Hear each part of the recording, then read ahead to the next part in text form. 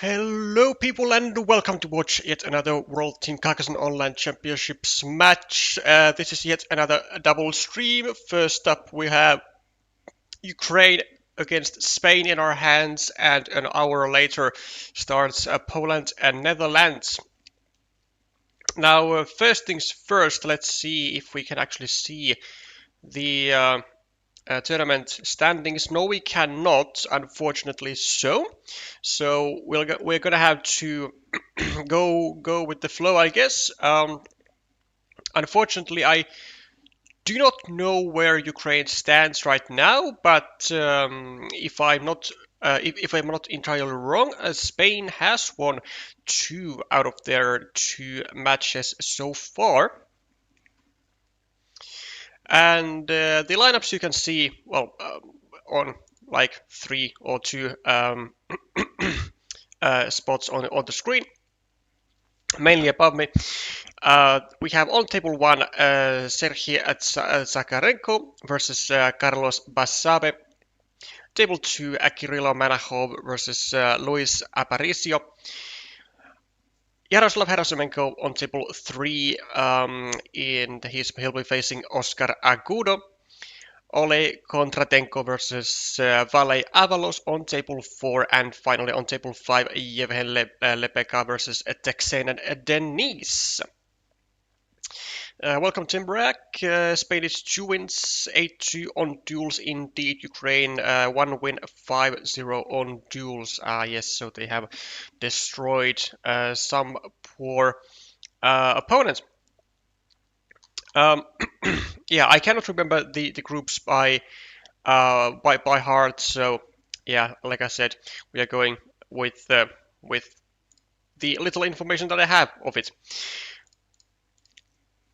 Ukraine at the moment, I think, is the highest rated team overall, at least by average, amongst all of their players. I think it goes well beyond 700 on average, and as you can see, today's lineup does not fall short of that. All of these players have crossed 700 marks, and all of them are well beyond their rating of their respective opponents. So whether we can or not can make any judgments on that, that I'll leave that up to you. But certainly Ukraine is, I would say, the favorites in today's matchup. And actually, it doesn't really matter which table we are going to be streaming, as they are all going to be high level. But let's do table number 1 with Zaharik and MadCan.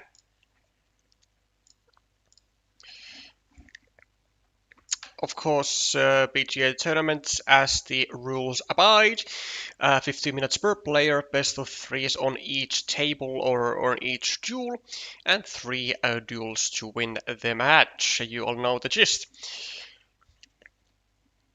Early cities going for MadCan, and then we have points from where? Points from roads and more roads for Zaharik, and city and road points for MadCan.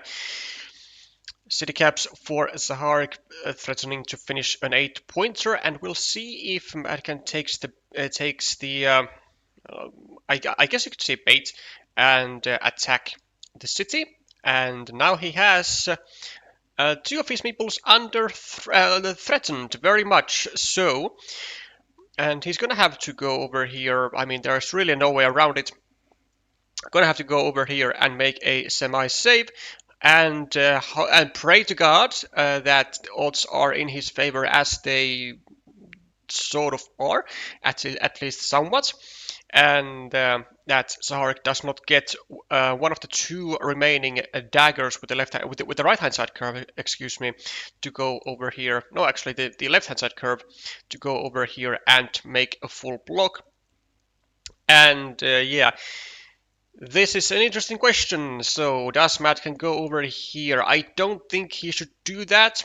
I think he will be better off by just taking 2 points. But no, he might. It would certainly be somewhat enticing to have the chance to get the meeple back and then maybe even re-attack from the left, but I think it is a bit too risky of a plan. I think he should just wait for a road Dorito or then just go like here, for example, with a straight road and another straight road over here, like kind of pre-block slash pre-save the square from whichever perspective you want to look at it. This is certainly quite adventurous for sure. Um, First of all, like basically 3 meeples stuck to 1 square. Secondly, this city isn't really big enough to risk that much. And thirdly, why are we attacking with quick point tiles? It's also a good question. And I don't know. Fourthly, um, yeah, now we need the same tiles here and here. I think. I mean, here is now at the moment the more logical of the two because it is now fully blockable with more ease.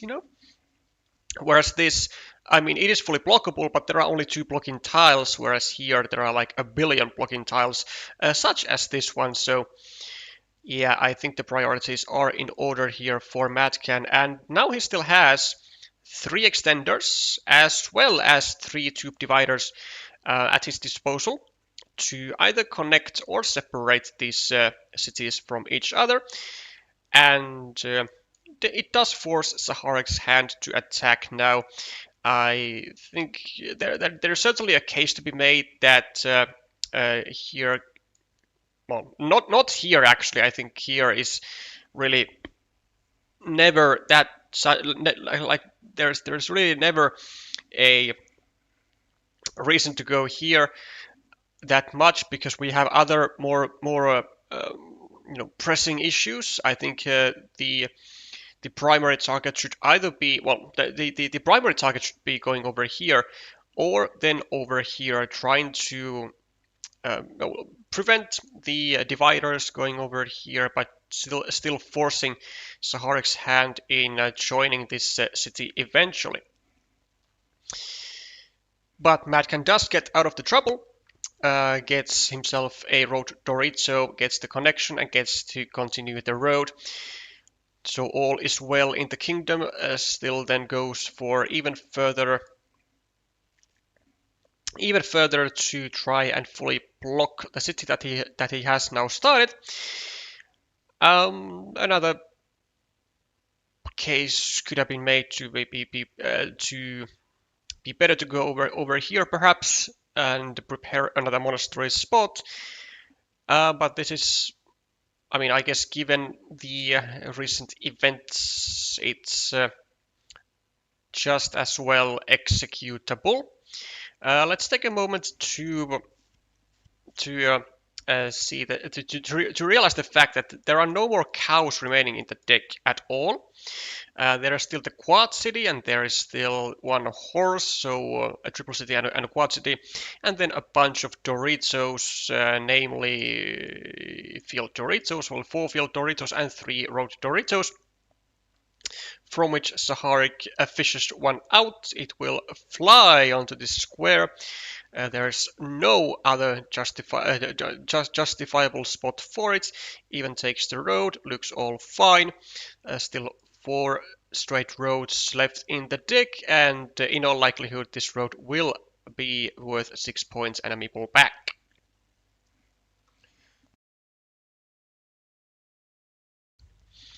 I will also take a very quick, like 30-second absence because I have forgotten to fill my life's elixir, meaning water.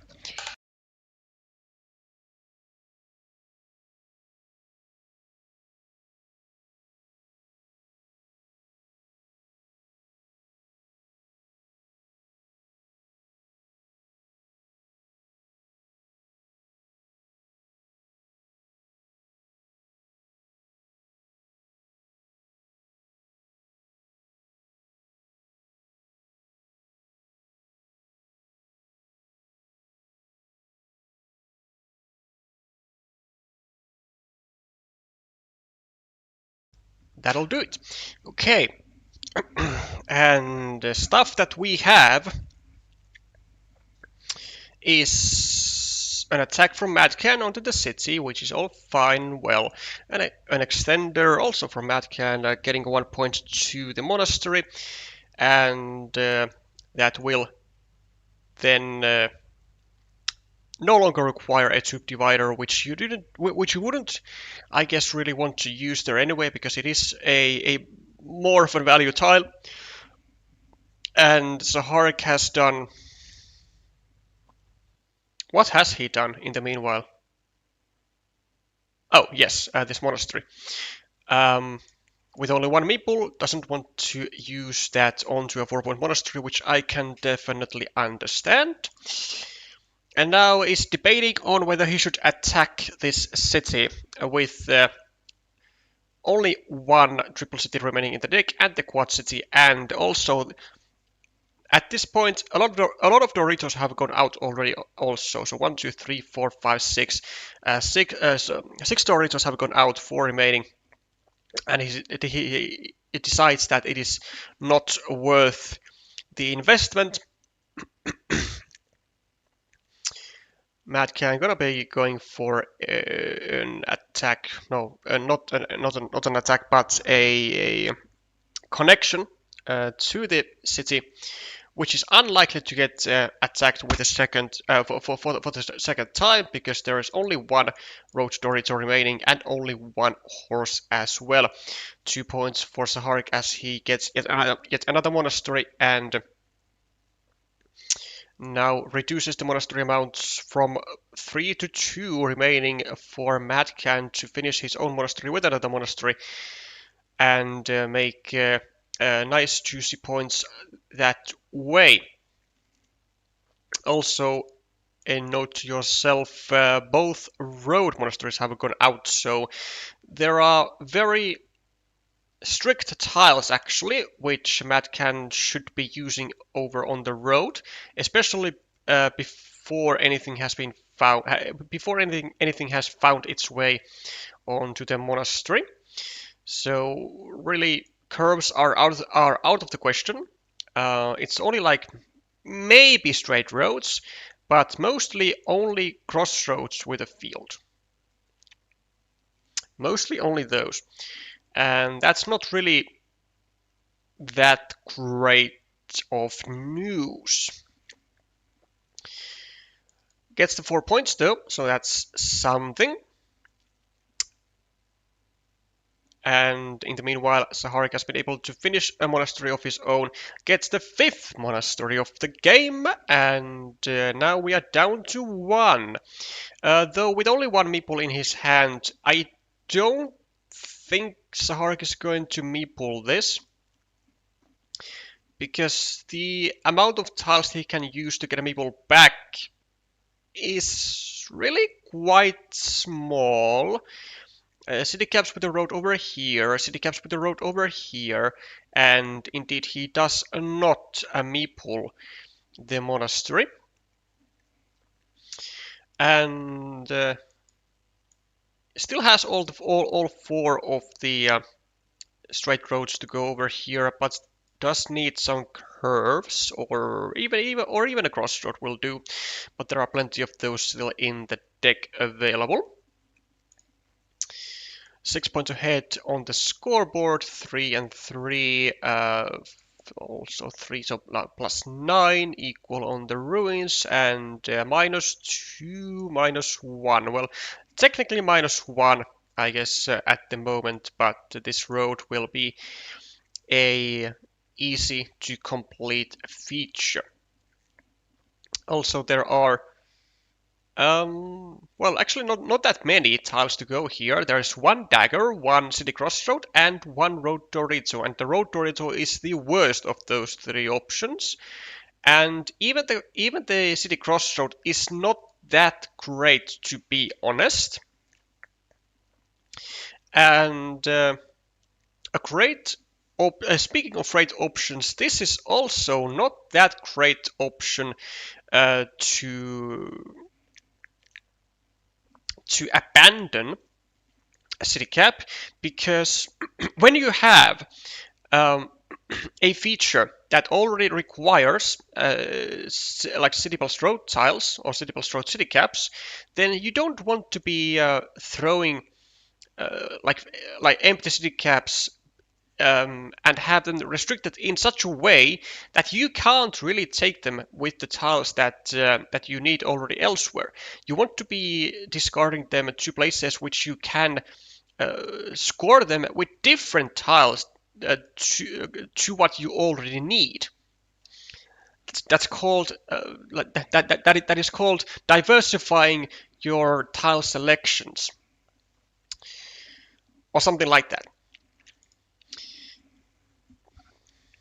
So it is I believe well, at least a small inaccuracy here by zaharik, and well, as a result, he does not get to take 4 points with the starting tile, but at least he gets back a meeple and gets to continue the road, just in case a city crossroad goes over here, cuts the road in half, gets the meeple back to MadCan and the meeple back to zaharik, and leaves this meeple to be. And it'll be interesting to see whether zaharik will invest also this crossroad there, or whether he will just take 3 points. I think the 3 points are gonna be the answer, but I might be wrong.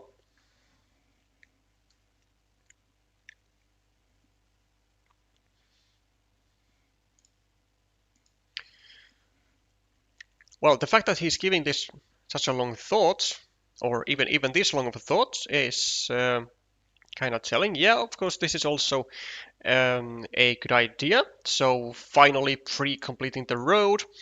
Still, I think all 4 of those straight roads are in the deck, and none of them have been pulled in the last, I don't know, 20 to 30 tiles, which is I guess somewhat fortunate for zaharik. There we go. We have a restriction onto the city and onto the road, and I guess just in time, as zaharik pulls indeed one of the 2 tiles that he was looking to get here to get the meeple back. Now this was not going to be the best tile, but doesn't really matter anymore, I guess, now that he can't even use it. But he can take 3 points with it nonetheless. Or I guess if he wants, he can also use it here to block the monastery. Or somewhere else, although I think it's just between these 2 moves. If he has something else in mind, then I would be surprised. It is indeed the 3 points that he goes for. And MadCan is going to be surviving with his 8-point city. Likely he won't be starting a new city to the left. I think he's just going to guide the empty city cap towards the right, or maybe if he feels wild, maybe he just takes the 4 points here. Oh, still taking the new city, eh? I don't think it's a good idea. Yeah, I really don't think it's a good idea, because like at this stage it looks like these type of cities are so easy to restrict. Like there is one city as such already like it. There are no starting tiles. There's one dagger and there's one road Dorito.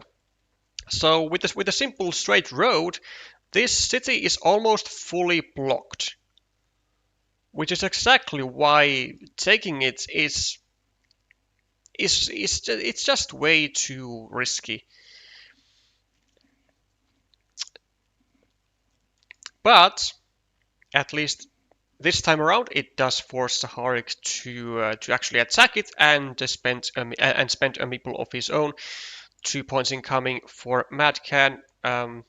from here, creating a 3-point spot. Not entirely sure if that is better, but actually I don't think it's better, because anything you put over here is potentially going to help with the road of Zaharik, because you don't really ever want to be the one to place the dagger over here as Carlos. Yeah, that's 2 additional points and a road end awaiting to happen. Well, not really a road end on its own, but just an additional road tile, just a couple additional road points. And there is actually the tile of the hour, the final dagger, and it's probably gonna go over here for 4 points. We also have the blockage of the road of MadCan finally happening after like I don't know, 20 moves, 30 moves or something, and maybe even the monastery. Let's see, there's 1, there's 2, there's 3, there is 4. It's not quite blocked yet. There's still a vanilla out there in the deck, but I mean, like, probably it's better to go here to take the 4 points, right? What?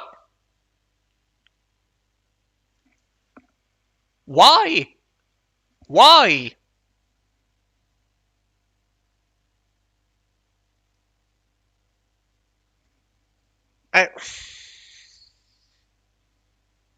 Why is that ever a thing? Can someone explain? Like, you have options. You have options to take 4 points here, or even like 3 points here, and there are no tiles except 1 road Dorito to go here and expand and extend the road of Zaharik. But Carlos decides that he wants to go for a 4-point road and actually invest his final meeple that he absolutely did not have to use anywhere other than taking quick points. This is stupid. 1, 2, 3, 4, 5, 6, 7. There's 1 crossroad, and luckily for MadCan, he does receive it to bail himself out from this stupidity. But I still cannot comprehend why on earth would you ever do that. Like, you could have just taken 4 points here and then do some other stuff, like 4 points here and then crossroad 2 points here, so 6 points, whereas now he got 4 points and just losing stuff. Like, for what? To not allow an extension of this road by 1 point in the scenario that Zaharik gets the one and only road tile, the one and only road plus city tile in the deck. Like, it makes absolutely no sense whatsoever on any planet other than planet Earth, where MadCan thinks he's living, but the others are also not appreciating his lunatic behavior. Okay, rant over. +5 for MadCan. +12 as he got his monastery meeple back with the one and only tile that was able to make it happen, and somehow, some way, he's still going to be scoring with his final tiles. So +5, +10, +12, +15, +18. This is equal. +17. 1, 2, 3, 4, 5, 6, 7, 8, and a 9-point field. So the players are exactly equal. Exactly equal, with the difference that MadCan has a ruin that he can extend, possibly with some city tiles, maybe, if there are any even remaining, and Zaharik has a nothing really. I mean, he's gonna have to take like a 4-point road, I think. Well, he's gonna have to make a. Oh, no, wait. He can just go here, 6-point field, and actually, that will most likely be just enough to win the game. No, because MadCan was the starting player even, so even like equalizing this field will not be enough. But ooh, if there is a curvy tile, he can go here and make a ninja farmer, right? Um, 1, 2, 3, 4, 5, 6, 7, 8, 9. There aren't any curvy tiles though. 1, 2, 3, 4, 5. Yeah, no curvy tiles whatsoever. No road monasteries to bail out. And there's just nothing, I think, for MadCan. Because he can't take a 6-point feature now and then like add a city cap here or something. It's not an option, so I think MadCan is just done here.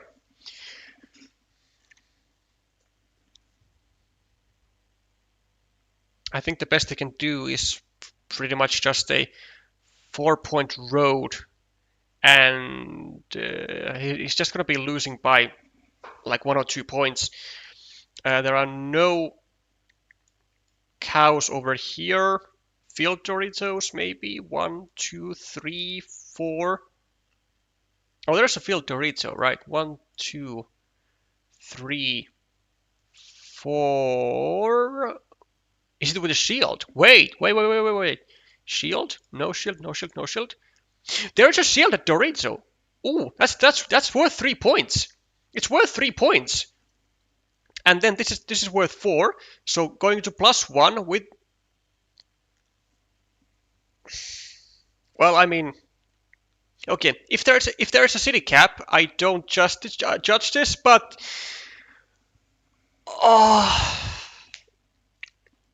okay. This this on its own, 0% chance for win. This with a meeple, 50% chance to win.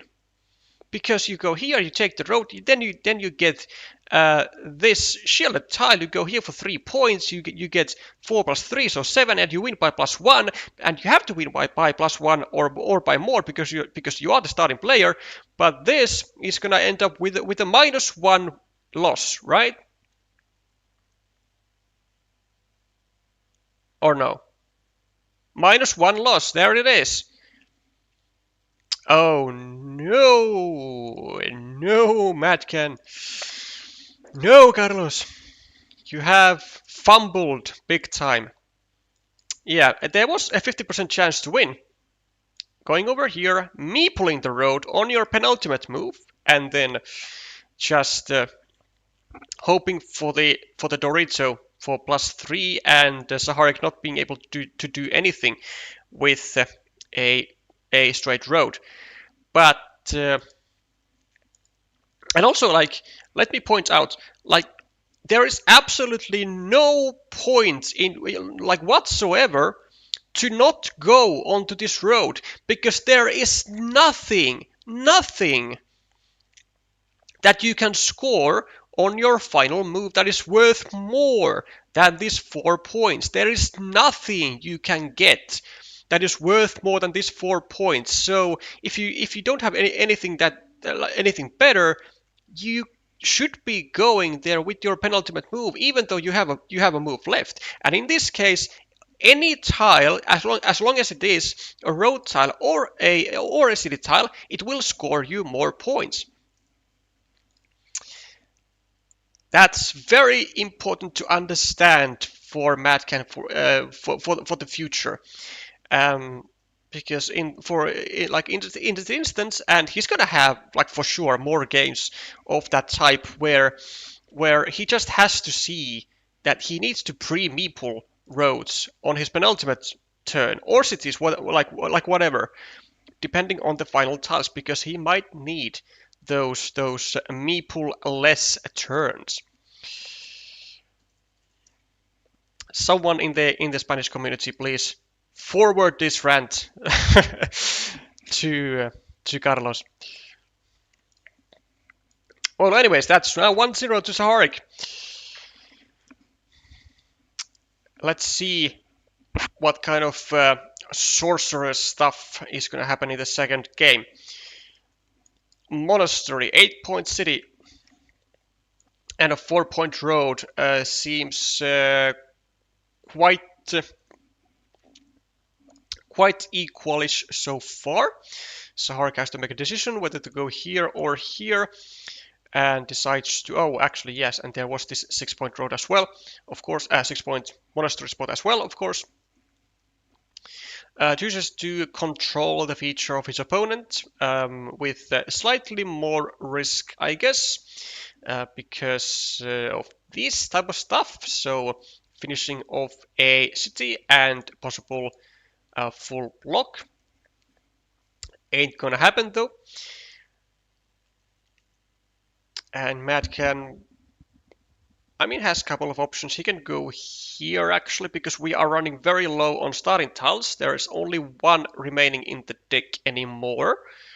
So he could become blocked. And this is exactly why he goes and makes a bit of a preservation, I guess, onto his monastery. Does leave the empty city cap, but you know, I can't really be mad about that. It would be kind of ugly to meeple it. Clear use for the curve. We go here. Oh, Carlos.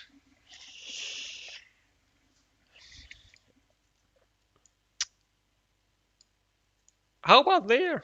Like, where's the meeple? Where's the curve from here? Like, the best tile that you could actually ever get for adding 1 point to the monastery and making the most severe restriction to the city as you possibly could at the same time. But I mean, you are still choosing to make a restriction, but it is like a lot less severe, and you are not adding a point to your monastery. Does not make any sense.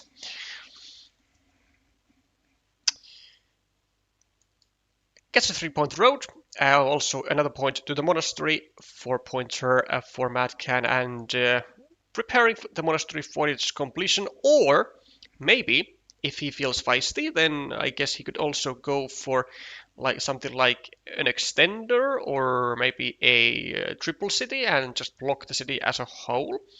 It's also an option.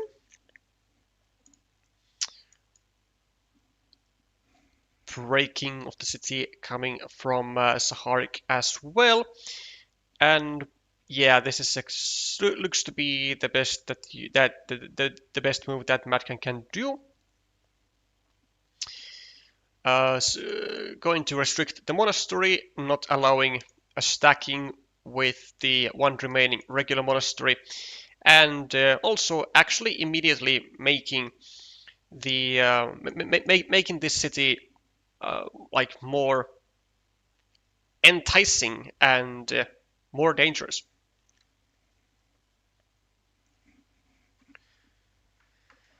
And we have indeed had the cow here to block the monastery and the city, though it was made by Zaharik and not by MadCan. Which also works the other way around, especially with the continuation tile of such kind, with the best continuation plan in the world, taking 2 points and adding a shielded tile and getting loads more room for expansion for the ruin.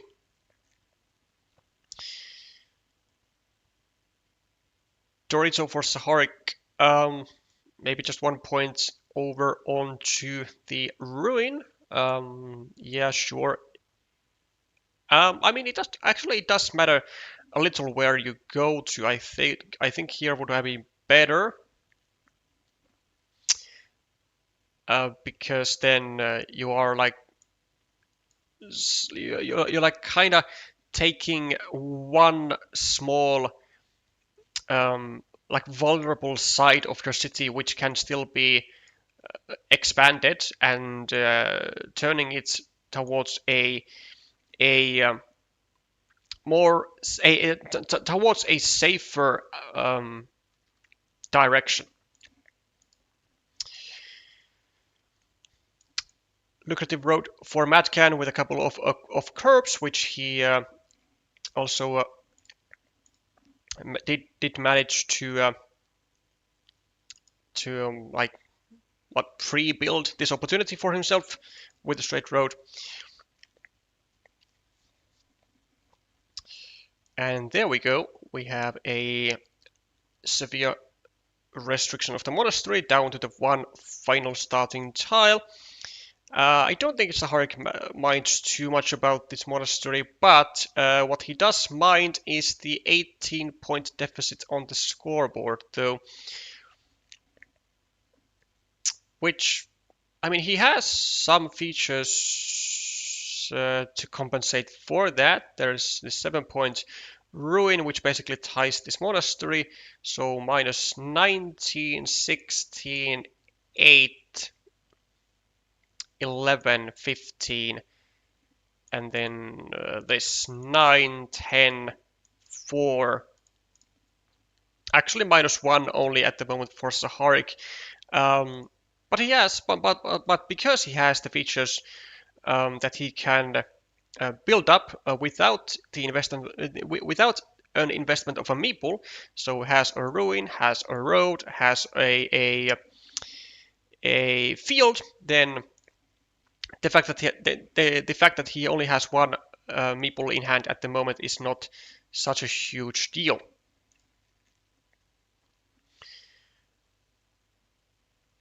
Yeah, trying to make trying to complete the monastery at some point. There is still one divider in the deck, which I guess is what MadCan is trying to wait for. It would also come maybe, well, at least it would make a 9-point field. And for now, I mean, this 6-point field is going to, I guess, be in more favor of zaharik, because he has the chance to go here with the road tile and then here with something, get the meeple back from the monastery, but not allow the meeple back from the city for Carlos.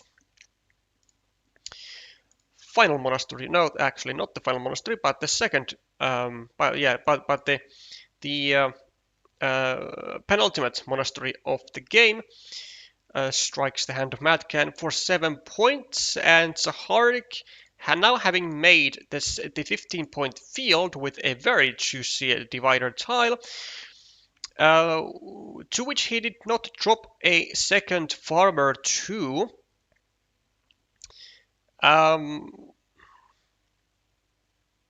For reasons that are unknown to me, because I feel like with any road tile, zaharik would now be dropping another farmer, so why not earlier? And for MadCan, I mean, obviously he will immediately be dropping a farmer here with at least any road tile. Well, any field plus road tile. 2 more points added, perhaps, to the ruin of zaharik. Or maybe even this. Or not. Interesting. And goes just for a loop road, which I don't think I'm on the same page here as Sergi, because like why take 2 points? Why take potential 2 points when you can have guaranteed? But yeah, why take potential 4 points when you can have guaranteed 2 points and no investment of the meeple? Because if anything, meeples are the resource that Sergi is going to be needing for the future field fights here, which is inevitably going to be a case since MadCan is going to make an attack from the bottom, or should be making, but He is still persisting to not make it just yet, at least, which I don't think is going to go down as well. Zaharik is going to go here at any moment now. I guess as soon as he doesn't have a quick point tile in hand. With 1, 2, 3, 4, still 4 straight roads to go. Well, this is the tile to go here instantly. Create a 4-point road and secure the field with 2 farmers. Also take the 4 points later when you get the straight road, and more importantly, just get use out of a straight road. Like I don't think it is an option. Like this has to happen from Zaharik.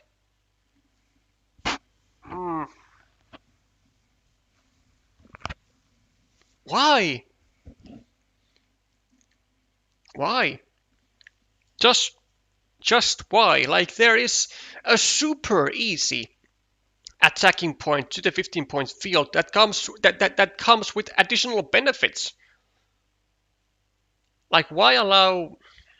Okay, I mean I guess it makes an attacking platform to the field, an attacking platform to the city, but like why bother? You can take a better route. Well, surely now it's going to happen. Surely. There are still 3 straight roads in the deck that no one does anything with. There it is. There it is. Took a while. Took way longer than it was supposed to. Now then, for MadCan, he's plus 24. 9 for this, 26, 32, 24, 20, 14, and then there's a 12-point field now for Zaharik. What a juice. What a tile. I don't think there's anything other than to go for this. I mean, 12 points, you only have 2 tiles left. What on earth else are you going to do other than take a 12-point field? Like, no one is on this field. No one is on this field. Plus, it adds a point to your monastery. I don't think there's a single thing that Zaharik should do other than. For the love of God! Why? Why? Ever? Why is this a thing? Like, why? You could be getting 1 point on the monastery, right? You could be getting 12 points for the field. There is nobody on this field. So 13 points, and now you instead decide to take 2 points, then 4 points, or 6 points, and then, well, I mean just a 6-point field afterwards, but like, why bother? Actually, this is worse. This is worse, and I tell you why. Because now you are going for the 2 points. You are going for the 6 points here, but then because you now have the 2-0 maturity, then Zaharik is missing out on the potential of getting also getting the final straight road and going over here, sucking the life and all the points out from this 9-point field. And there was nothing to fit into this square anymore. So the potential point sacrifices were like a lot, actually. I mean, 12 over here, then another 12 over here. So like 24 Yeah, like it's just so much points just wasted. +4, no? As in right now, as in the win, +4? I have no idea. It might be. I'm not even sure who won here. +3 for MadCan, +6 for MadCan. I mean, I'm telling you, 2 points, +4 points, so 6 points, and then +9 because I think this came with the road meeple. So in total, 15 points compared to 13 points here for 12-point field and a monastery point. Then you connect over here, and then you go over here, which would be 6 points. So 13 +6, so 19 this way. I mean, even with these tiles, it would have been better, like by 4 points. Okay, it like you wouldn't have won with with these tiles. Maybe you even would have, because you take the field and you force MadCan's hand to use 2 tiles to connect to like to do the fields and stuff. Ay.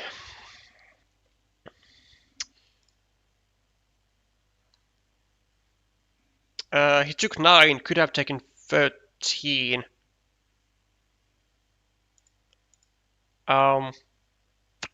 13 as in where? As in total? I feel like there was so many mistakes done in the end game here. So much potential was just wasted by Serhi. But the outcome is not yet clear, so it is 1-1.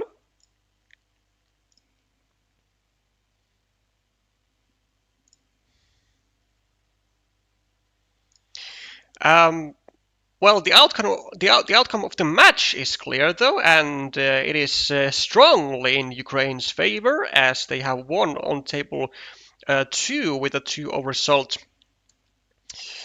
where Kirilo Manahov has defeated Luis Aparicio. And then we have wins on a table 4 and 5 as well. So Oleg Kondratenko has won against Vale Avalos, and Yevhen Lepega also against the Texan and Denise.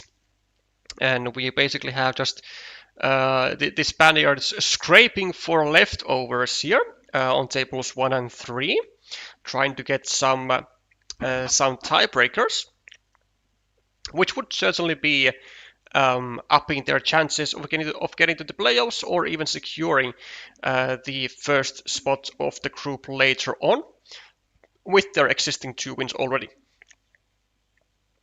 Well, welcome, Maxim.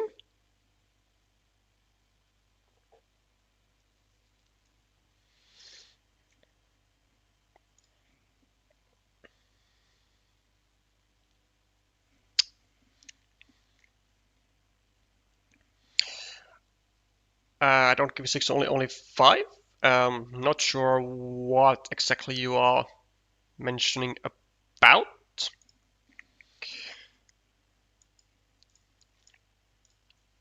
But since we are in the middle of action, let's focus on the third game here at hand. No monasteries yet. We have juicy fields though. Well, speaking of no monasteries yet, there we go. There is the first one, and a very juicy monastery spot at that, 7 points, and the chances to go for even further than that. Also, we see a zaharik going for a very unorthodox move, to be honest, and even further down the line, he's going to keep doing that. For benefits which are almost non-existent because there are just so many city caps with road in the deck still. Like there are still yeah, there is still one. Actually, there are no daggers, but there are all three city crossroads. There are all three starting tiles, and there are a bunch of other city plus road tiles. So road Doritos, which is now gonna go over here, and should be, I guess, also Meeple in the road. I mean, it's gonna be a long road. Meeple the road. Yep, there it is. Yeah, quite a low extra, added value for this partial block. I'm not sure what was the intent behind it. I think I would have just gone over here, continue my road, and be happy about life. But not in Zaharik's vocabulary. We have a rather huge-looking city, which will be interesting to see whether Carlos goes the aggressive route or the safe man route. So trying to either just prevent all attacking platforms or just going for as fast completion as possible. Well, this is an interesting form of the latter one. I do quite like it. I do quite like it. So it did take away all attacking platforms and still kept the city like kind of protected in a way that whatever goes here and here by green will not really affect on the city's attackability. Took a 6 point for a field, but if Zaharik took it, so there's maximum 5 points on a map for a ruin or roads.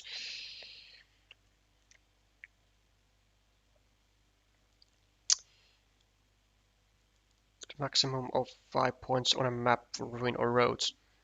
I guess meaning some final moves of Carlos in the previous game.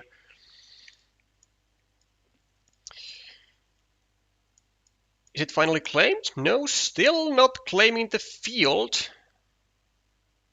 Well, now we do. It's pretty interesting way to meeple the monastery, knowing that there's a 9-point field and an easy 12-point field.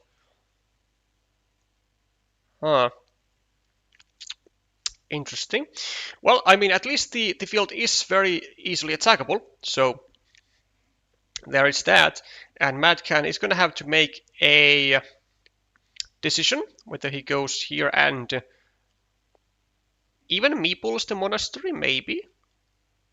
I think he could do that, but I don't think he should, because this field is looking like it's going to require the meeple power, and he indeed does not decide to do that.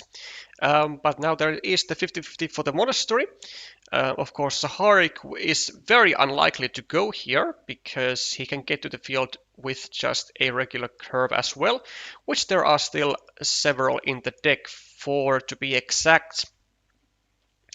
And so Zaharik just gets a meeple back from several of his features that he has available, or several small cities that he has available over here, and over here. So he's gonna need a lot of city caps. And he does get a city cap, but he is seemingly prioritizing different aspects of the game.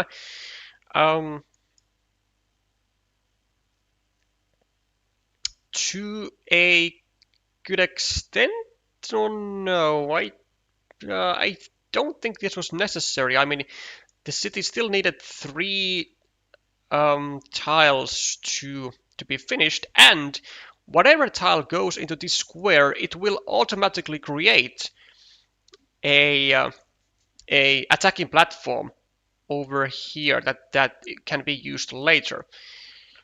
But at least the attack is successful enough to secure the block of the city, and there's no huge need to sweat over it anymore, even though it is a lot of points, of course. 4, 5, 6, 7, 8, 9, 10, 17 points for the ruin. Monastery for MadCan could be going here for 6 points for sure. Also, other 6-point spots are available. Could be going over here. Could be going just for a new field meeple. But there are so many field attacking options that like attacking the field isn't particularly important, I think, at the moment. But it will.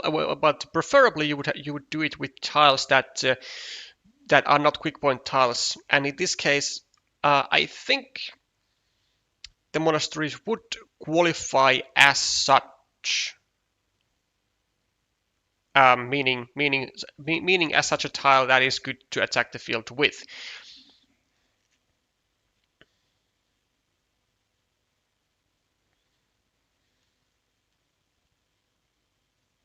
We are getting some notifications for Kirillo asking him to close the table that he has left open, rudely open, with his opponent for the third game. Finally, a meeple back for Carlos from the road after a onslaught of crossroads having been drawn by zaharik 1, 2, and 3. So far, actually, this road right here could and will be, I think, very troublesome. Actually, 1, 2, 3, 4, 5, 6, 7, 8. Oh, as a matter of fact, this was the final crossroad in the deck. So, well, that actually means that there is no urgency of doing anything to this road, because neither of these road meeples is getting out of it ever. zaharik going for the second field meeple.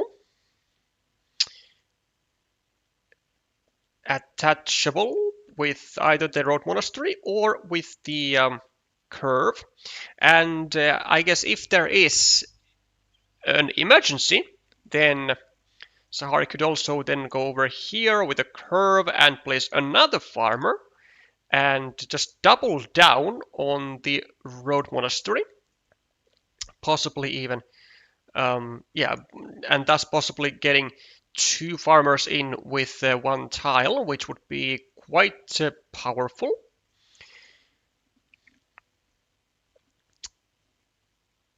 MadCan kind of needs to be on his guard though, because he is using the monasteries as field attacking tiles, but look at this. There are no regular monasteries remaining. All of them are gone. There's only one road monastery. And is there any vanillas remaining, actually? There's 1, 2, 3, 4. There's one vanilla remaining, but MadCan kind of has to be careful of not getting trapped with his 2 farmers here into being able to get to the field with only field tiles. And he does exactly that. Finally connects his sort of a primary farmer, well, primary second farmer, if that even is a term ever anywhere.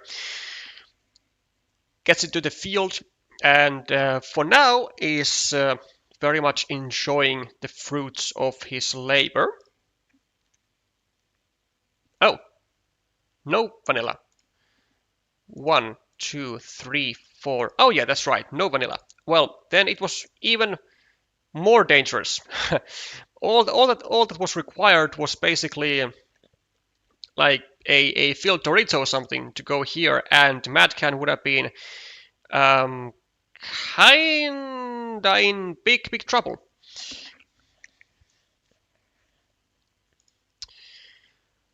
Straight road for Zaharik. And will we see yet another farmer? I mean, I don't think we should, but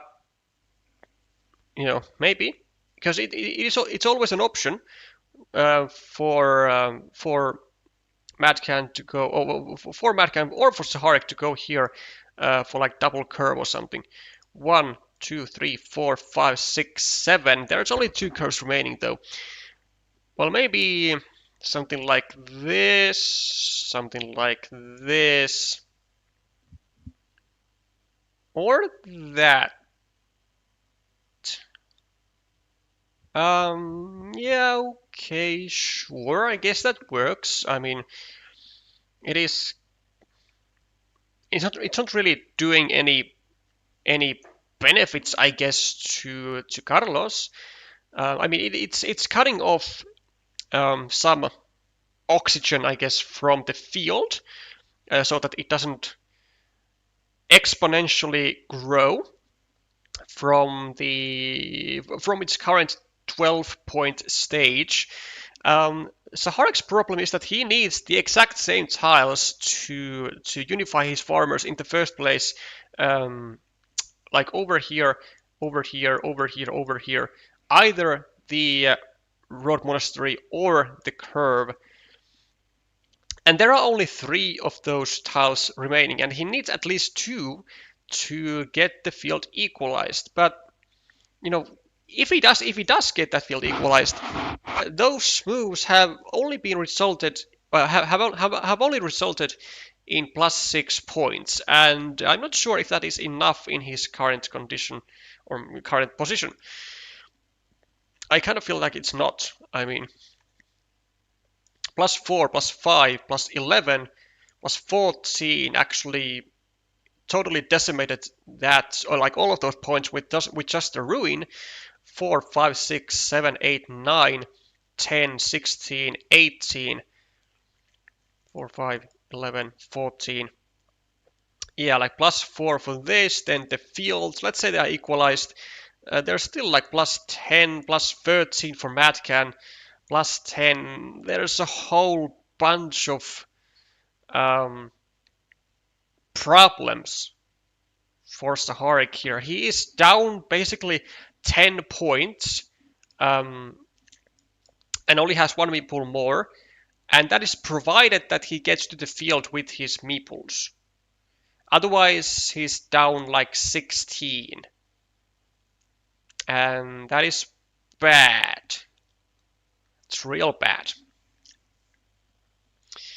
One option, I guess, is that he doesn't even unify anything. Maybe he goes here with a road monastery that's basically worth 10 points, gets the curves, both of them, goes here for 6 points for the field, gets the monastery completed. I don't know. I mean, he's running dangerously low on options. Well, the 7-pointer will certainly do quite a lot of good stuff for him. I wonder if MadCan is gonna go for this, maybe, just trying to get some extra points for it. Ooh.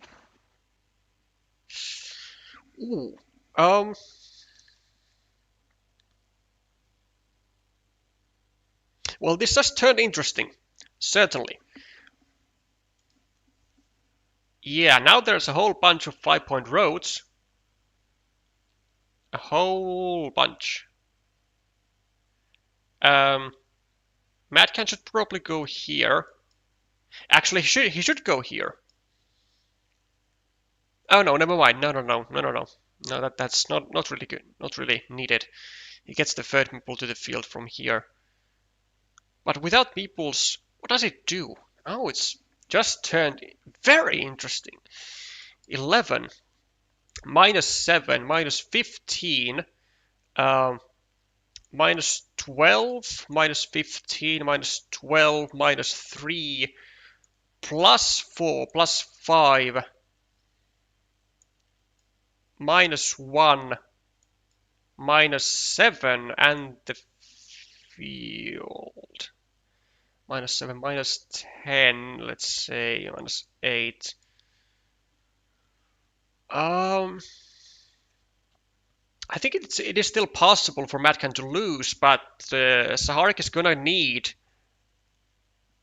quick points. And this is not a quick point tile. This is I think one of the worst tiles that zaharik could have had. But he has another option. Like he can actually go and double down onto the field. Yes. This was, I guess, one option. The other one, I think, was to go here. And it might have even been a better option. Oh! Why? No, but that...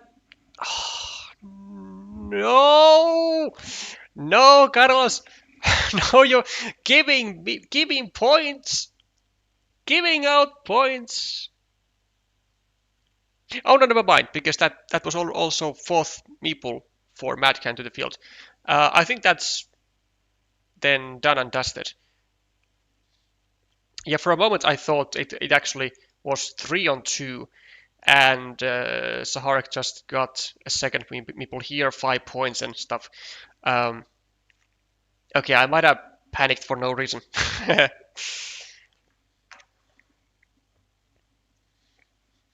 But yeah, I mean, this still was like absolutely not necessary, like whatsoever, because it just gave a meeple for zaharik to score with for 5 points now, and also just took away points from MadCan. Well, sort of, I guess.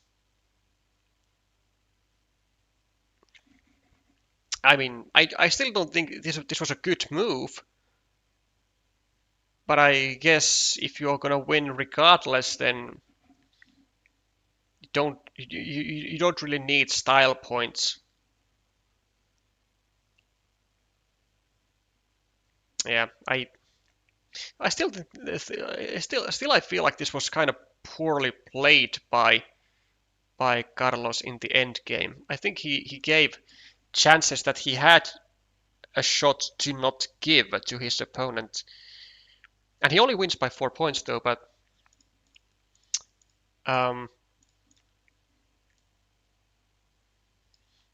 if I had the time, then I think I would certainly want to analyze this end game. But unfortunately, we do not have the time, as the next match has already begun. Spain did indeed come back out of a 3-0 deficit in match points into 3-2. MadCan winning on table 1 against Sergei Zakarenko, and then Oscar Agudo winning against on table 3. No, yes, on table 3 winning against Yaroslav Herasimenko. But Ukraine prevails still nonetheless.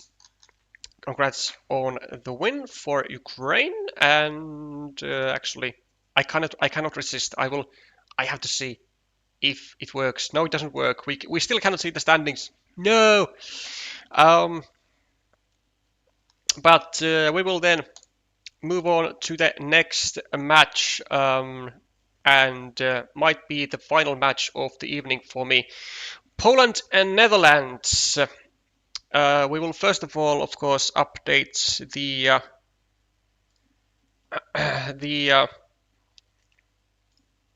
scoreboard. Give me just a second here.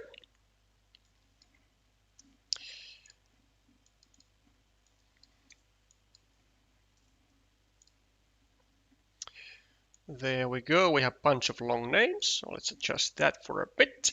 And let's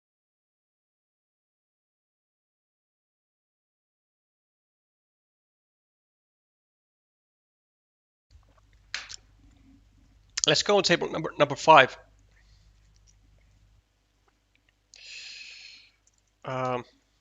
This, yes.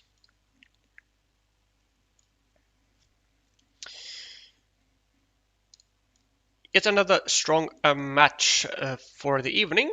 On table 1, let's quickly go through the lineups. We have Terran PL versus San the Sleeper. Shustov 285 versus Gottfried van Bouillon. That's Mark Galestian from Netherlands. Maciej Brzeski with the screen name kspttw versus Dion Canis of Loose-Goose. Thomas Breus, a former world champion as well, with the screen name US Scooty. And he'll be going up against Ruad Double H. And finally on table 5, Merlin 89 versus Gert Versteeg. Also a national champion him as well, being Zwollywood. Took part in the 2025 World Championships.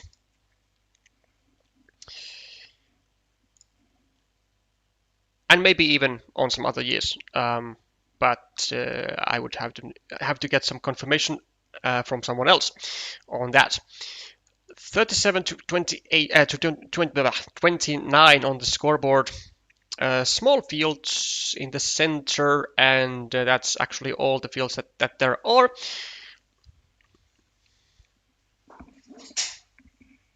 God damn it.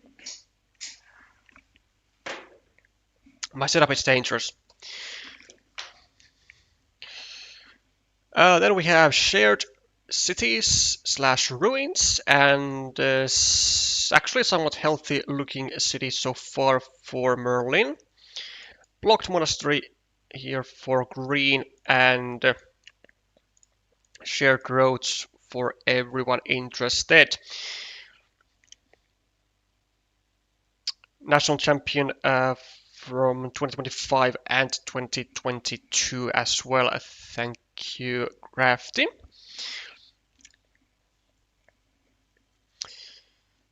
So plus 12 on the scoreboard, basically equal road, equal field, plus 13, 5, 13, and then a field of 7. Field of 7 points would be interesting. Field of 6 points and an empty city cap, so roughly equal at the moment. Also now, after the liberation of the monastery, a small meeple advantage of 2 on 1. Is there a dagger to fit into here? There is not anymore. The final one was used over here, and well, actually it was used indeed by red, and I don't really understand why, because it would have been just straight up 5 points for red, 4 for the city and 1 for the road, and the field would be equal. Instead they took a 6-point field with an open city cap. That feels like a misstep for sure. I mean, why take 6 points when you can, like with a meeple investment, when you can take 5 without? Good question. To which we will probably never get an answer to. 6 points, no, 5 points for the road for Gert, and a 7-pointer for Merlin, getting the getting not the advantage, but getting the value from the city cap that he set up.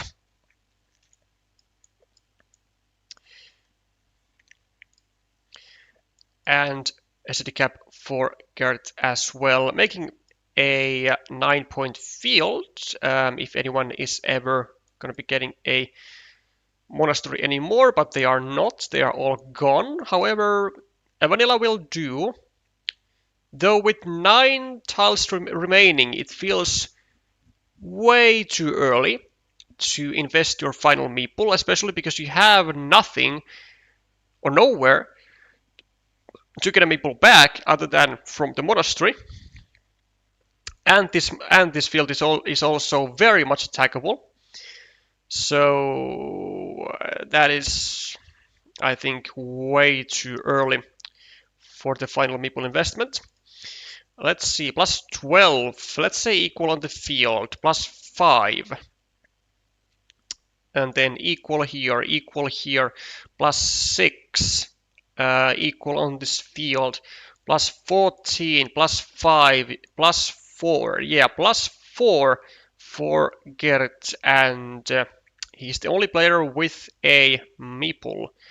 1, 2, 3, 4, 5, 6, 7, 8. There is still, I think, a curve in the deck, but it does not arrive in Merlin's hand, and that is actually the only thing that matters. There is nothing that Merlin can do.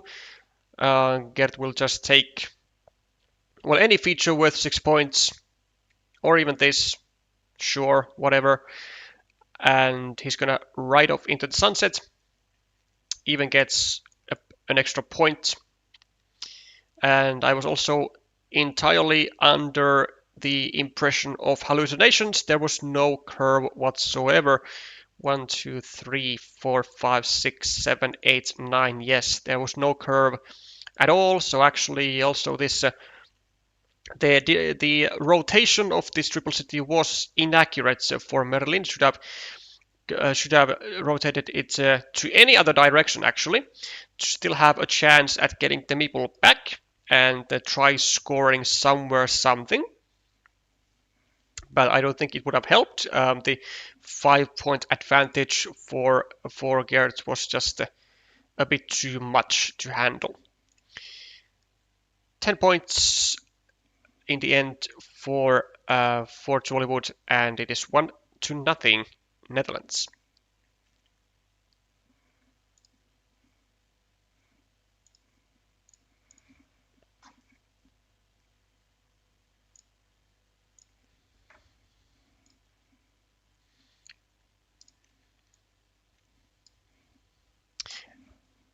And in order to try and recover from the previous game's loss, Merlin will be granted the starting player advantage, and he takes full care of that. Takes the first 4 points.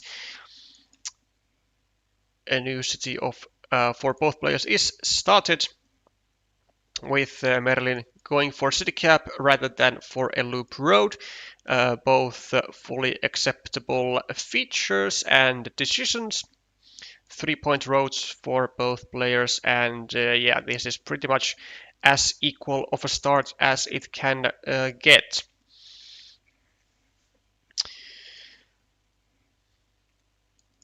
With a swift 8-pointer, we have the early winner. Ding ding ding. 12-4, and no features on the board really. But we do have a very juicy monastery spot here. Also, there's the first field meeple of the game, going once, going twice, and going 3 times. 6 points, maybe straight road here, curve here, and getting even more value for the set meeple. This one I don't really agree for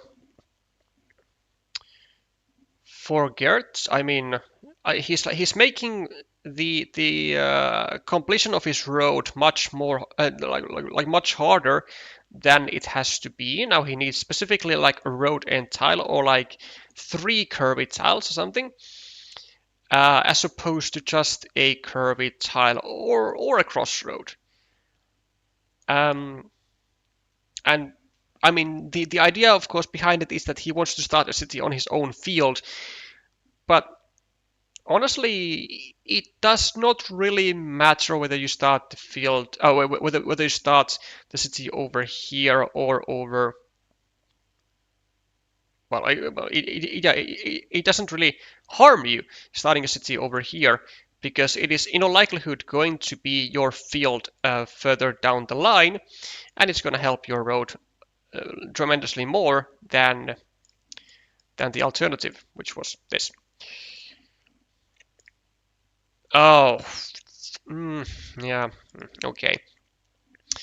Uh, not a fan, not a fan at all of this move by Berlin. Yes, he's attacking a 5-point feature, but he basically needed this very tile to finish his road over on the right. Luckily, Zwollywood also is prepared to is prepared to sacrifice some value tiles for what I think is inefficient move, as opposed to going over here for 2 points and creating a platform to restrict the connection to a crossroad. He's going to go for the separation immediately with the value tile and ignore those points. Now, I can understand that you are like protecting 4 points, but just like think of it this way: like you go here, you take the 2 points as opposed to going here. So taking the 2 points and then letting your opponent to unify the roads is basically like 4 points for your opponent minus the 2 points that you took, and then he has to use a tile for basically that net 2-point value that is the I don't know the word for it. The result of the x minus y calculation.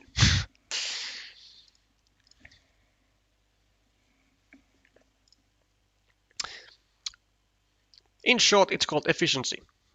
Again, efficiency. It's always efficiency.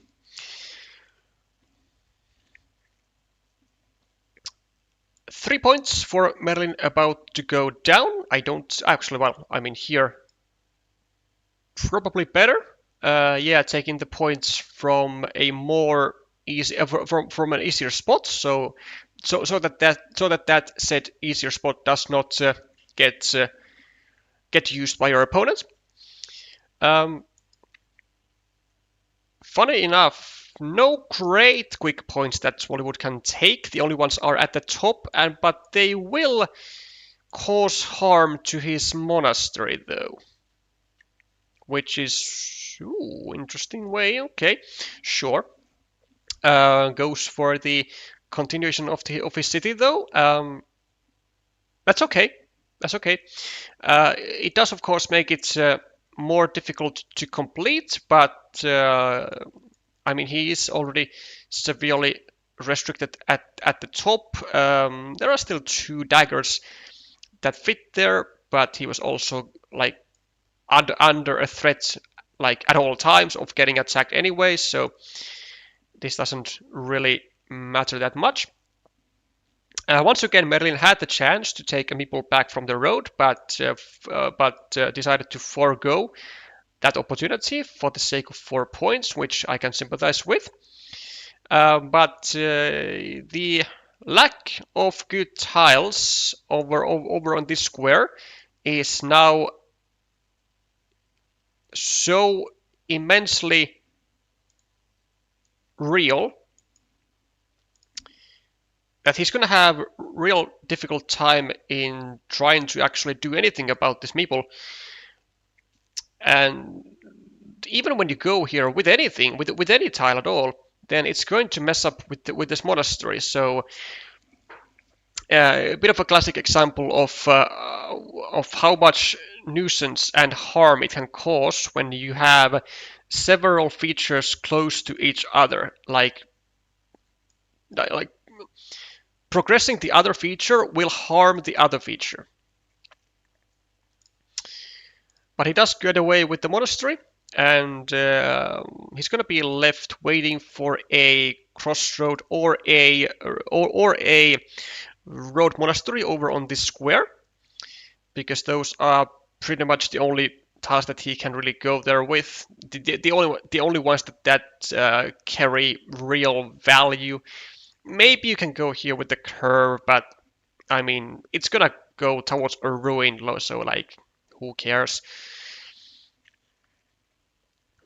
Interesting field for Merlin. It's okay. 3 points, 2 city caps, and gets also actually, I guess in this case the perfect tile to get his road out, the final field crossroad. And we are we actually out of crossroads now? 1, 2, 3, 4, 5, 6, 7. We still have 1 city crossroad available. Nice move by Zwollywood, taking away the city cap from the field of Merlin. Well, not entirely. There are still the dividers that Merlin can use to get that city cap finished and get the 7 pointers. But this does actually do also something else. It takes away this very juicy road monastery spot that would have been very, very helpful for Merlin's field, because not only is it 7 points, but it would have also, with the help of like a curve here, progressed the field yet another 3 points. And the perfect tile for Merlin, getting the 7 points, and he's now close to being able to justify his farmer. He's going to have to find something to go here, and it's going to be rather difficult, I say. There are no starting tiles, so doing anything else but this is going to be a mistake, in my opinion. And Merlin does not make such a mistake. The final crossroad is now used, and that's actually huge problems for Merlin's road. There are no crossroads, there are no triple cities with a road, they are also all gone. And there is only one single road end in the game, and that is the road monastery. And that's most likely not even going to be used for the completion of the road, simply because a road monastery is usually such a valuable tile. 3 points for the road, point for monasteries on both sides, and a setup of a huge chunk of points with the 2 remaining extenders, or with or an even bigger point haul with the remaining tube divider. So still 3 tiles and massively good chances for Gerrit to land wonderful stuff over here. With the shielded extender, 8 points, 11 points, 13 points, or with a tube divider, 6 for the field, 4 for the city, 10, and 12 for the monasteries in total. Wonderful setup for him, and he's gonna need that actually, because, well, given his point deficit on the scoreboard, he's down by -21, and well, he has the field of 12 points. He has at least this setup, which not sure how many tiles there are exactly remaining there. 1, 2, 3, 4. There's like 2 tiles here, so that's fine.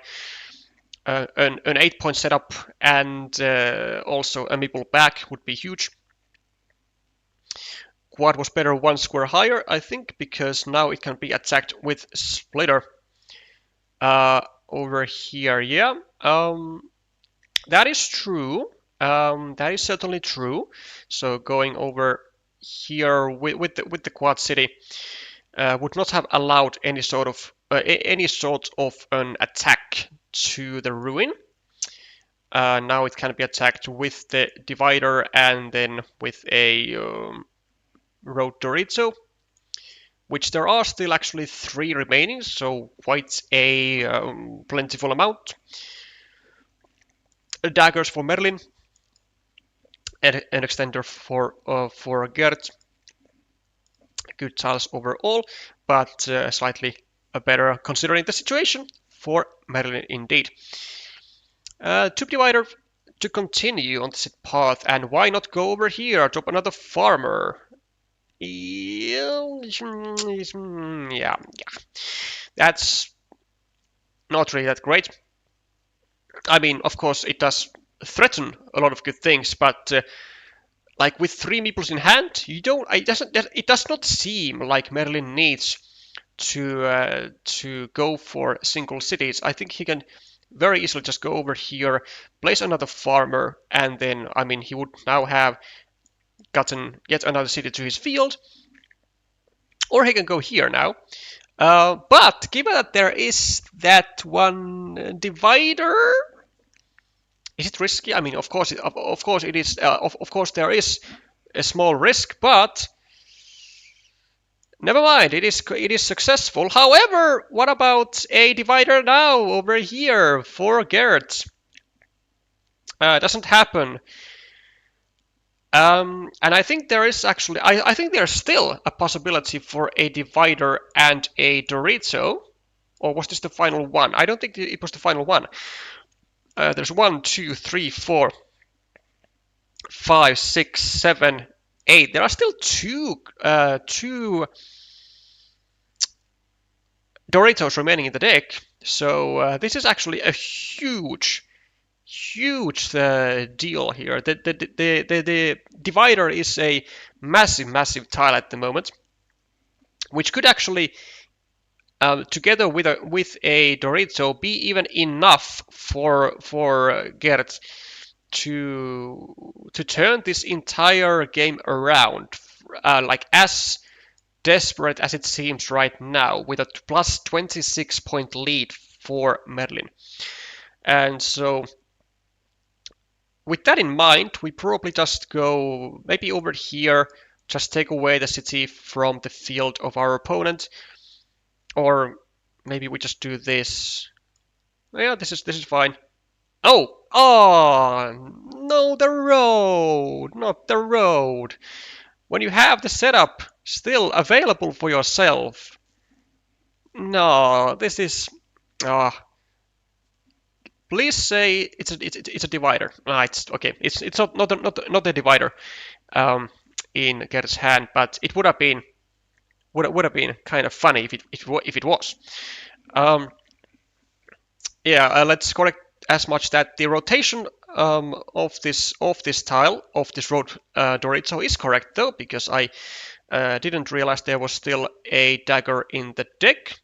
But still, this meeple on the road is not good in Gert's situation.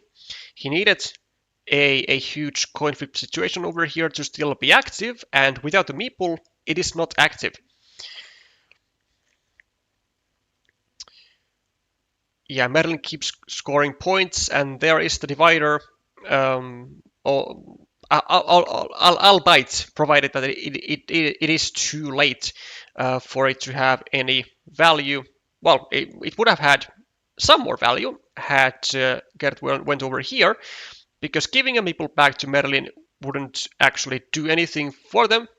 He would have been left with a meeple surplus. But a couple of points were lost in the process, but the overall point difference is going to be quite large, I think, in favor of red. And in all likelihood, we should be having a decider in our hands. Meanwhile, Netherlands is currently doing quite well, leading on tables 2, 3, 4, and 5. Well, momentarily leading on table 5 because this is table 5 and we have now reached a decider time. Poland, for now, only be able to win a game on table number 1 and 5.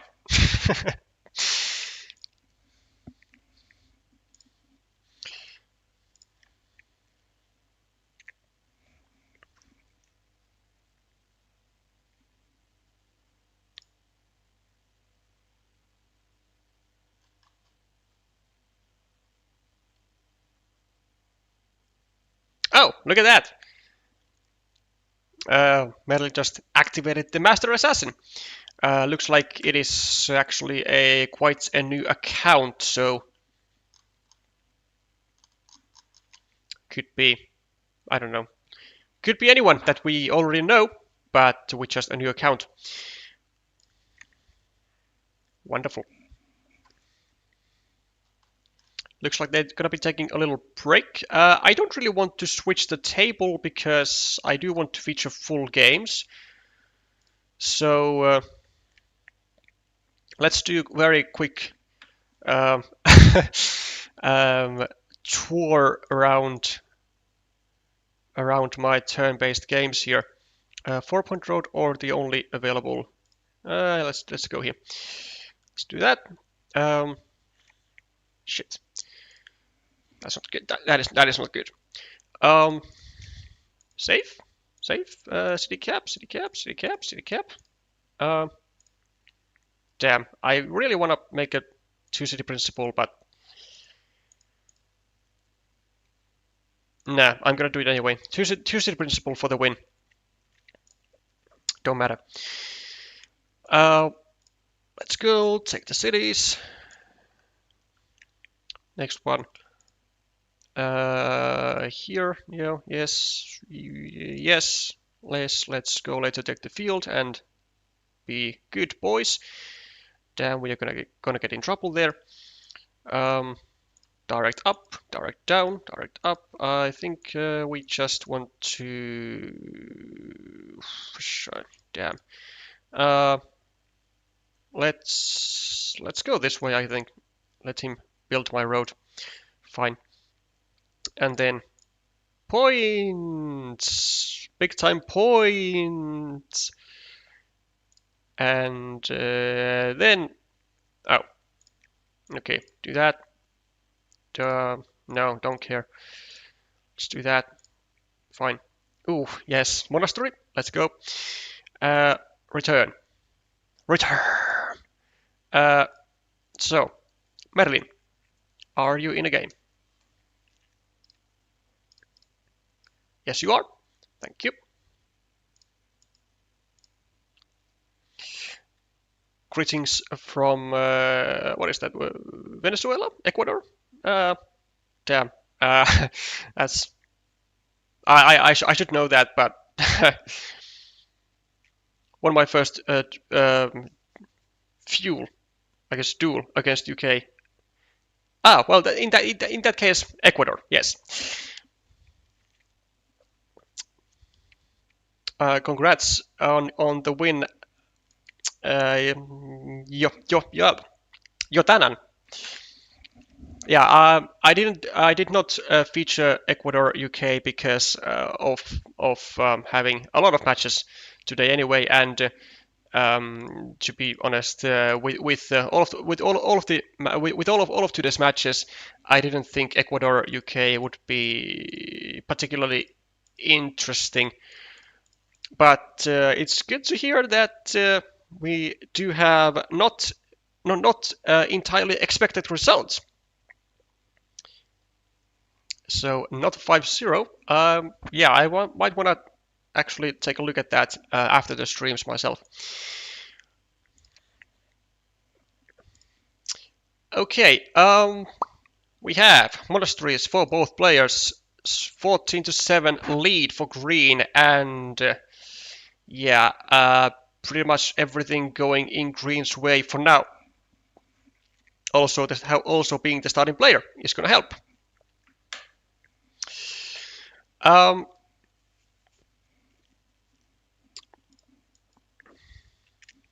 we're gonna have maybe a small fields, maybe when this road gets completed or even continued, we might see a farmer. Not a particularly great tile for Merlin. Honestly, he could just take a new road and take away the only possibility for from his opponent to get quick points with road ends. Goes for a city instead. That's also fine. Yeah, and just here, yeah. I don't think we have any other move here. Just go for the road continuation. Maybe even a farmer. Maybe a farmer, but that's debatable. Yeah, do get restricted, which is unfortunate, but why am I talking like I'm Merlin? Why am I talking like I'm Merlin? I'm not.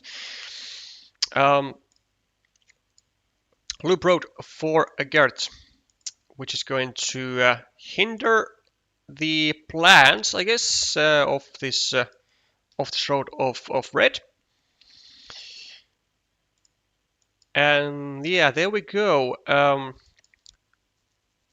A road end for Zwollywood gets the 2 points. Doesn't bother trying to pre-complete the loop, which I think is a good option, even though it is actually restrictable to a crossroad, which might become a problem later on. But for now, donations keep continuing from Merlin. Already the second triple city being added to Zwollywood. And it is even a shielded one, so that is kind of a big concession. Further breaking, maybe? Question mark? I mean, there are a lot of stuff that Merlin could do. Yeah, this is one of them. And we are gonna see a third hit the city for sure. I mean, if you go for the first one and you go for the second one, I mean, surely you're gonna go for the third one, and he is gonna go for the third one. Absolutely. Yeah, I mean, it is unfortunate for Merlin that he has now had to use like 2 horses, especially for the city, but I mean, they have been justified. This extender, though, I don't like it from the perspective of Gert, because it isn't actually making the city more safe. It's actually doing the opposite. It's making the city more vulnerable, because it just because it is going to increase the amount of attacking tiles that Merlin can use to it, as opposed to just going over here and building up your second city. And look at that, there is now the attack, and it's gonna get re-attacked immediately for sure, as is kind of obligatory,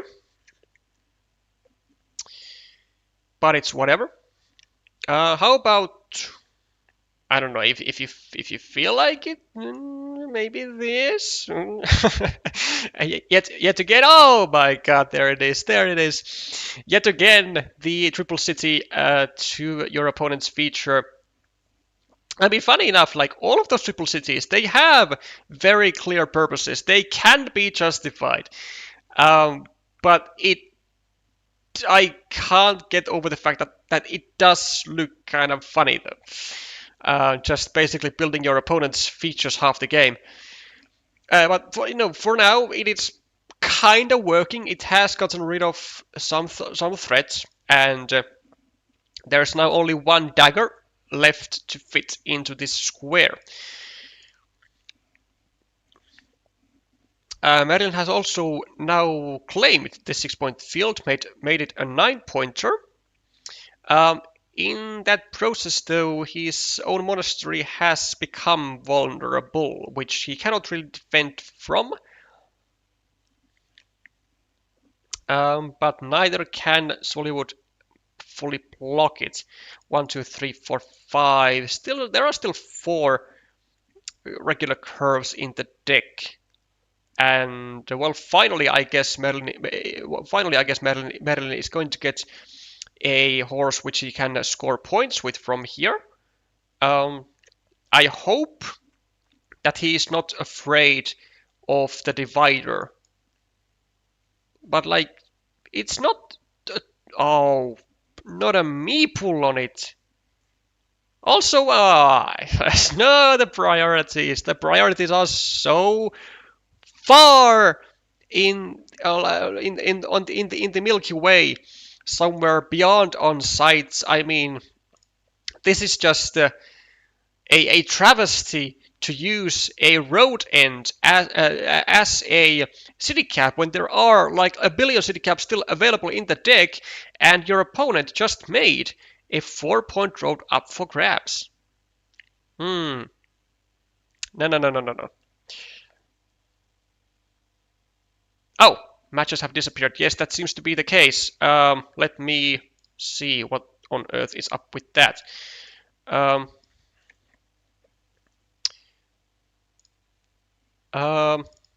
Let's see. Okay. Interesting. Well, if there are if there is a miraculous chance that Serhi is in the chat, then please tell me why that is happening, because it has also happened before, like 1 or 2 times, and I have no idea why.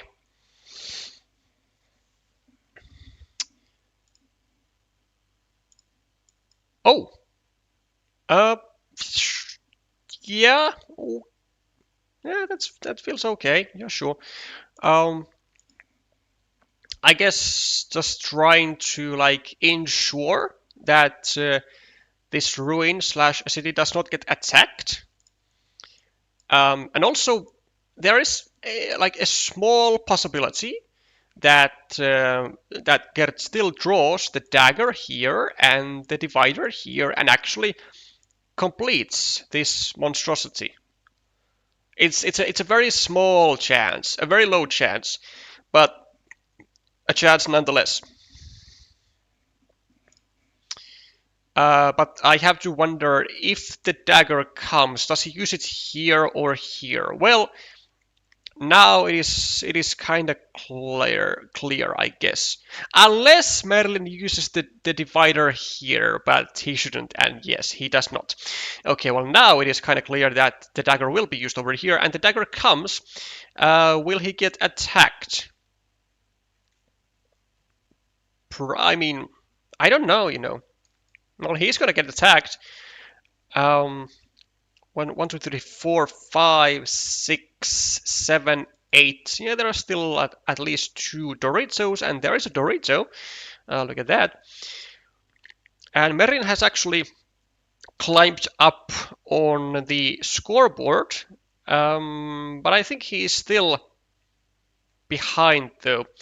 +2 on the scoreboard, +3, +6, -4, 6, 9, 10, 12, the field 3, 2, 4, -9. Oh, yeah, okay, sure. -2, I think, for Merlin. So it's actually rather tight race here.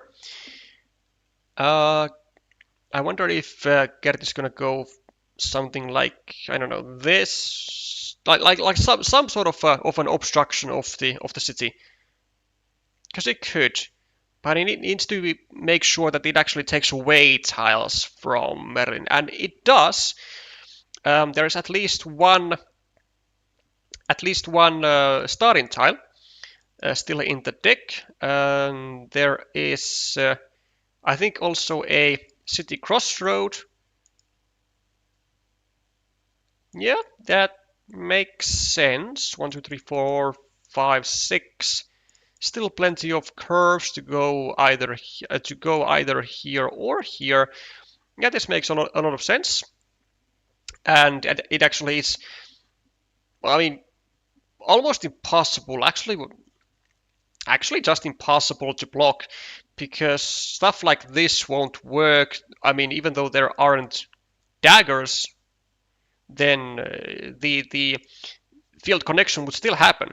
So a very good attack actually to the field. And Merlin is, I mean, probably should re-attack at some point, but not with this tile probably. I think we just go over here. And I mean, okay, I can understand. I can see the merits. I can see the merits. But I don't really like it because I mean, okay, do we have or did we have like a single tile to go here with?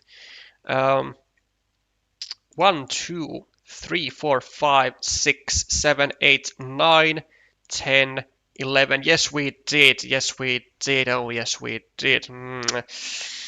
Yeah, okay, that's bad then, because like the only reason like this Dorito was good was because there was still one other Dorito in the deck, and this city was still actually completable, like in a realistic fashion.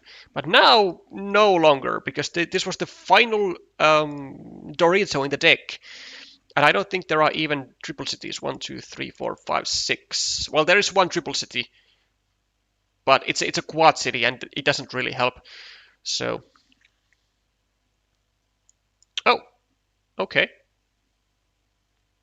Well, we should go over here, take 2 points, and not, under no circumstances, not connect. Do not go here. Just take the 2 points and make sure there is no curve over here. Do not take the connection. Like, that would be real bad. Real bad. Like, I know that there is still one other crossroad, and that Gert can go like over here with a curve and place a farmer, but like he doesn't really want to do that. I can guarantee you he does not want to go for like a 50-50 stuff. This is much better, I think. The question is, will Gert still go for it though? Is he in need of that? Plus 8 for Merlin. 10, 12, 18, 19, 16, 10, 6, 1. Plus 13 equal 10. Actually plus 3 for Merlin. And he gets quick points. So plus 6 now. And suddenly it's looking... Well, actually, I don't think it's going to really help his case, because then the threat of the entire game is still the same. But it is nice to get quick points, so I don't think it will help or decrease his chances to win or lose. But I mean, surely they can't increase the chances of losing if you take quick points. But yeah, this is still the case. This is still the thing that Gert needed to do. Now the question is, what is the tile except for the crossroad? So because Merlin has to assume that Gert gets the crossroad. So the idea now, how can he win if he does not get the crossroad? What is the other tile?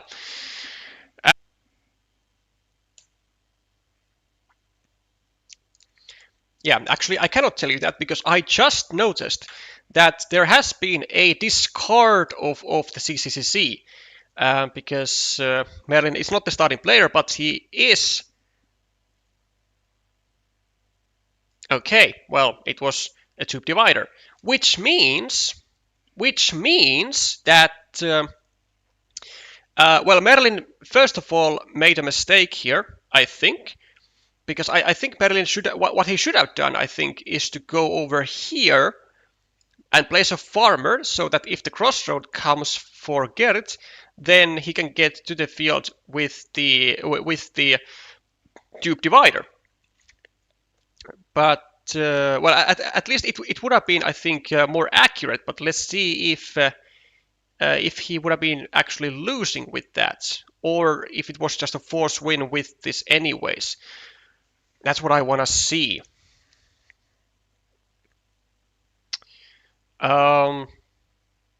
So 77? What? 80? 80?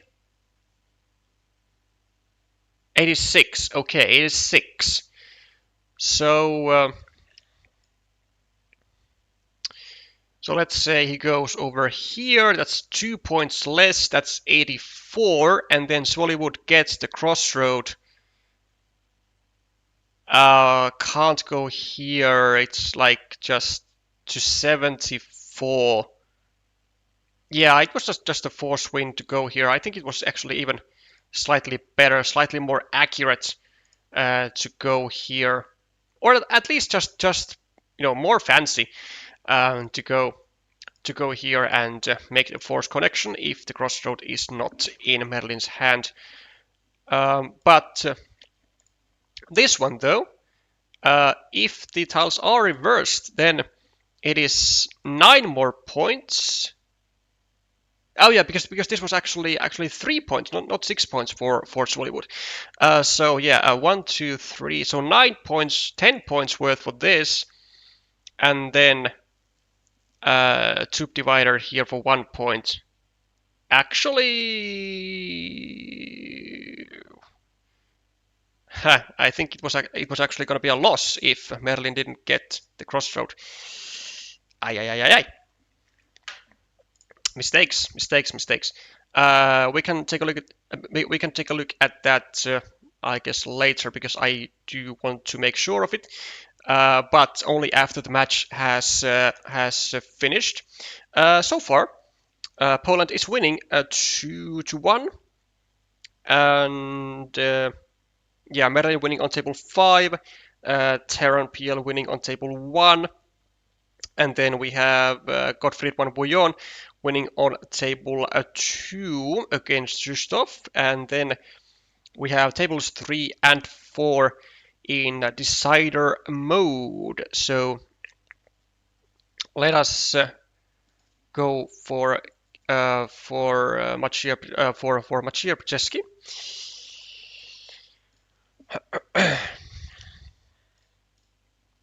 And see what kind of magic there's happening. Well, the scoreboard is looking definitely incredible for Poland here. Winning by plus 24. Then the field is equal. There's 1 and 1. And then there is still 2 daggers to go into this square, so that's major danger. Nice rhyme. And Maciej is gonna go for the equality of the field, and there's the dagger. Well, that's certainly going to help tremendously for green, getting the meeple majority here. He also can get 2 additional meeples back from here, from the road and from the monastery. So really looking at just a rather smooth field win here long term for green. Also, he could just go for actually also ruin fights. Yeah. Oh no, this is the worst tile ever to get into the hand of Maciej from Green's perspective. Getting restricted to the one and only starting tile. Oh no. That is terrible news, because that might immediately just straight up cancel the the one meeple placed by green.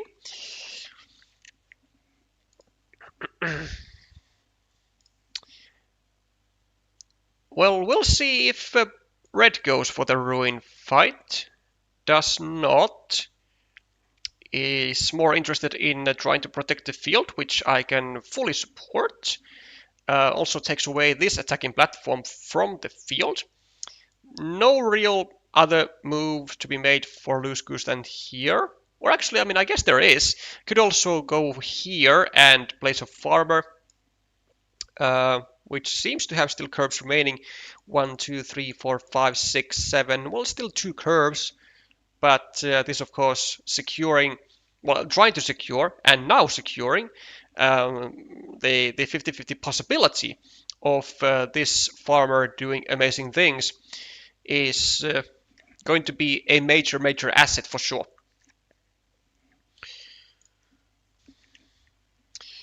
+3 on the scoreboard for red, +9, +15, +19, 20, 22, and the field is worth 1, 2, 3, 4, 5, 6. Oh! Well, okay, so the field is worth 18 points, so +4 for red without with the field. But looks like Loose-Goose isn't interested in securing a 50-50, but goes now for the ruin fight, which is at the moment worth 5, 10, 14 points. So, I mean, it is a considerable amount of points, no doubt about it. However, there are no horses in the deck. And other road Doritos. 1, 2, 3, 4. No road Doritos. Wait. Well, this might not be as great as Dion thinks it is. Oh my. 1, 2, 3. There's one cow. 1, 2, 3, 4. There's only one tile to connect. 1, 2, 3, 4, 5, 6, 7, 8, 9, 10, 11, 12, 13, 14, 15, 16, 17. There's only one single tile to connect. But he can at least go here now and protect towards it. But there's only one tile to connect.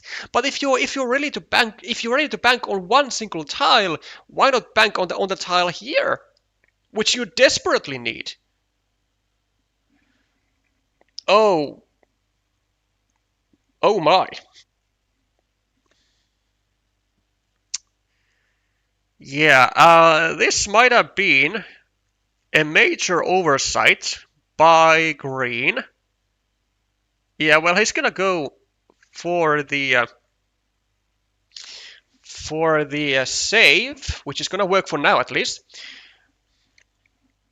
Meanwhile, Machia is gonna keep focusing on taking points, and there's another dagger for Loose-Goose. Well, he can go here, and he can, like, again, just make sure that he has the 50-50 chance, although is it even possible to block it now? Oh, okay, it is not. And that is... Oh, but it was possible to block before, but now it is no longer possible to be blocked. So that's fine then. There are no road Doritos, there are no horses, there are no daggers with the right-hand side curves, so nothing to fit here which would destroy the starting tile chances. Instead, he goes for yet another farmer, but this is actually this is really more than fine for Machia, because even if he gets to the field, it's only worth 18 points. It doesn't actually win the game like straight up for green. Like, he really just needs like kind of both this tile, this triple city tile, and the field. And the triple city has now been drawn. There's gonna be no connection at all to the ruin. And what is there for KSP to do? Maybe just go here. Yeah, not even bothering to meeple the field. I think it is absolutely the correct solution and decision. For Loose-Goose, he's going to have to get the starting tile to get some extra points besides the field. Because there's going to be actually a meeple back in KSP's hand with a curve. Or maybe even if there is like, well, actually no, like just with a curve. He's not going to be using a city cap for liberating a monastery, because there is already spot for a city cap anyways. But the starting tile is going to be a must-have. 4 points and the connection. Well, it's a city cap, but I mean, it will do. It will do. Still 4 points. It's 4 points. It's 4 points. Still needs the starting tile though, probably, and even that may not be enough now that that the Brzezinski is gonna be getting 2 meeples back and the 2-point road. So just a 4-point move, and this is serious trouble, man. This is serious trouble for Theon. He does get yet another city cap, but it doesn't really add anything to him. He's gonna have to go for a 6-point field though. There's nothing else he can do. And KSP is gonna go for road of some kind, I guess here. Or maybe here actually. For if the starting tile comes, then he's gonna get like a 7-point road. Or this, oh yeah, of course, of this. Even a better road.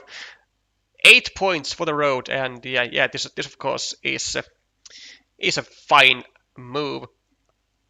Well, the curve is gonna come, and Theon is gonna get his field, but unfortunately it will not be enough. His single points which he got are going to be actually not too much shy of a win, but they're going to be away just enough. Realized I made a mistake with the second to last tile right after placing it in that crossroads situation. I thought it was important not to connect his path to the curved Dorito. Unfortunately, we are going through games with such a rapid pace that I don't even remember the layout of the board in your game, but it might come into my mind soon enough. Yeah, another win for Poland, and now is it 4-1, and the table 4 has also resolved, and it has resolved into the into the favor of the former world champion Thomas Preuss. Poland is going to win this battle of 4-1. Not particularly the result that the Dutch were looking for, but at least it's not a total loss. Still a lot of deciders, and also a 1 duel at that. Not going to help in the group in the group stage statistics too much though.